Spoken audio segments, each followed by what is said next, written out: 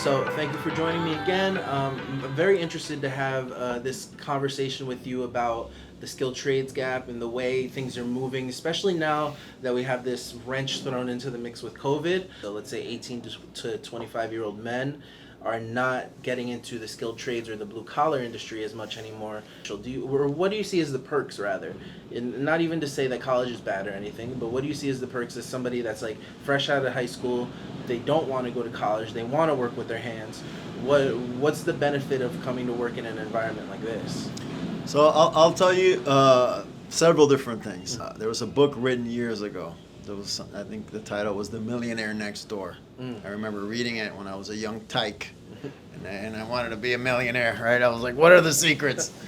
In long story short, one of the main takeaways was like, it's not what you think. Like that guy who's a plumber has a lot more money, cash money. Right. Sometimes literal cash under the mattress, sometimes in the bank. Yeah. And the guy who went to college, got an MBA, and is working in a corporation. Right. You know what I mean? In a cubicle or something. So sometimes like the perception, I guess, sometimes is not the reality. Like you can be surprised at some of the blue collar workers that are doing things that are probably not as appealing initially to whatever, like the generation that's coming up now. May be the best way to provide for your family, right? The skilled trades gap, like it provides enormous opportunity. I believe in getting a really, really good college degree into learning and like increasing your knowledge. But college is overrated, I would say. So unless you're going to like a really Ivy League school and you want to be like a doctor, a lawyer, something like that, like college has become like they've done an enormous sales job on people. They make people work and pay a lot of money to not make that much more when they go to get a job, Yeah, it's funny you mentioned plumbing in there as an example because I have this vivid thing that comes to mind that I always talked about. When I was in high school, I was in my senior year, and the guidance counselor sat me down. This is the first time she ever met me.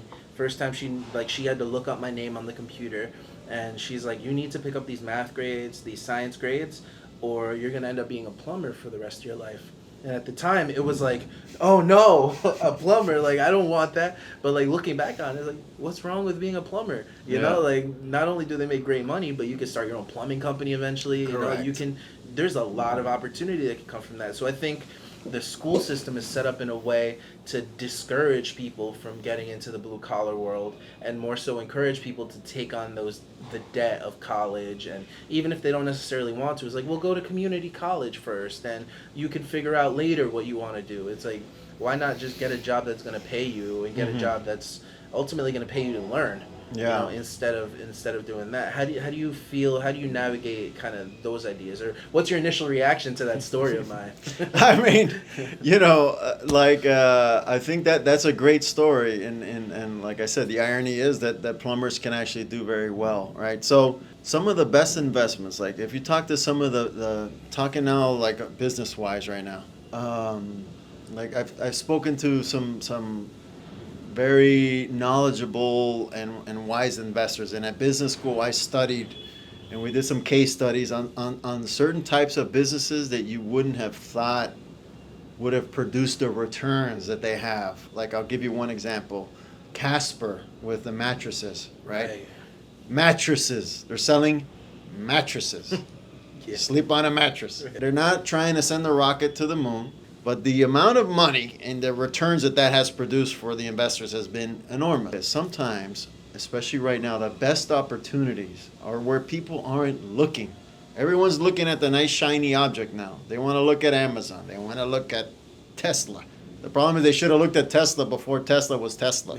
People who are coming into the workforce now, they want to, I guess, they want a job at Google. They want a job at Amazon and all these places, right? But where you can actually have the most success is where people are not looking. So you could go into a traditional trade, for example, which is frankly extremely honorable. Mm-hmm. And then you can apply that same kind of social media and that factor to it, that influencer status, to something that's traditional, and you can make a lot of money.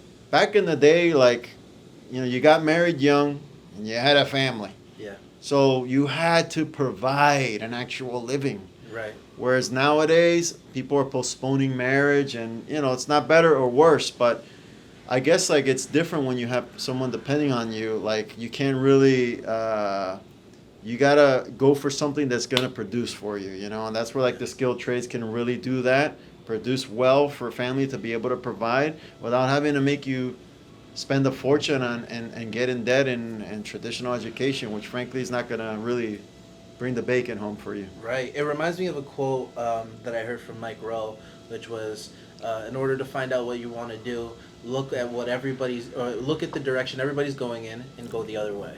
Yeah. And that reminds me so much, because when I found out about this industry, I was blown away by like how, first of all, how big it was, how expansive it was, how many companies there are, but also by the opportunities that people need people to fill. And so for me, it was so it was just inspiring to see that, and then to see like young kids come into the industry and really start to try and make it their own. It was really cool, because these are things that if you go to super saturated industries like fashion, they would almost discourage young people from going in, because there's nowhere for them to go. They would have to really take that power. Here, I think there's like a very what's the word, inviting atmosphere, where people can kind of come in, and you want them to grow, you want to show them the ropes, you want them to be a better employee, and ultimately manager, leader, whatever. Yeah. How does Amerikooler? How do you think Amerikooler is contributing to that? Because in my opinion, it's an amazing company that encourages people to grow and become leaders in themselves. How do you see Amerikooler fitting into this kind of new age? I guess I'd call it blue collar world. Working at Amerikooler, I mean, I'm not just speaking about Amerikooler, but I like what you said and what Mike Rowe says a lot. Like everyone's going in that direction, you go the other way. Really, the true opportunity lies where kind of no one's looking, right? So Yeah. even like at Amerikooler, we've had a number of instances of very fast promotions for people. Because frankly, not only did they earn it, but there was a need and the opportunity arose for them. I guess we've had people that worked in the plant, for example, for years, and we're like, hey, you're good. You want to try this? So we had an opening, and we're like, okay, so you've been in the plant now for a long time. Why do you want this job? He's like, I just want air conditioning. It's a great reason. I was like, okay, man, you got it. Yeah. So anyways, he's doing a great job now. We like to give opportunities to the people that are working here as much as possible to advance and accelerate. And we're all going to benefit because we have a lot of homegrown people and they want to do better for themselves and for their family, and we give them the opportunity to grow. And that's the beauty of kind of like growing and scaling a company. There's more opportunity for everyone. Thanks so much for taking a little bit of time to talk to me about this. I'm going to turn and talk to the camera here. If you guys have any other questions you'd want me to ask people in the industry, just let me know. Leave a comment. What do you think about the blue-collar world right now? What do you think about the skilled trades gap and all these things? Is that something that is bothering you? Have you thought about it? Just let me know. Write it in the comments below. Thank you. Thank you.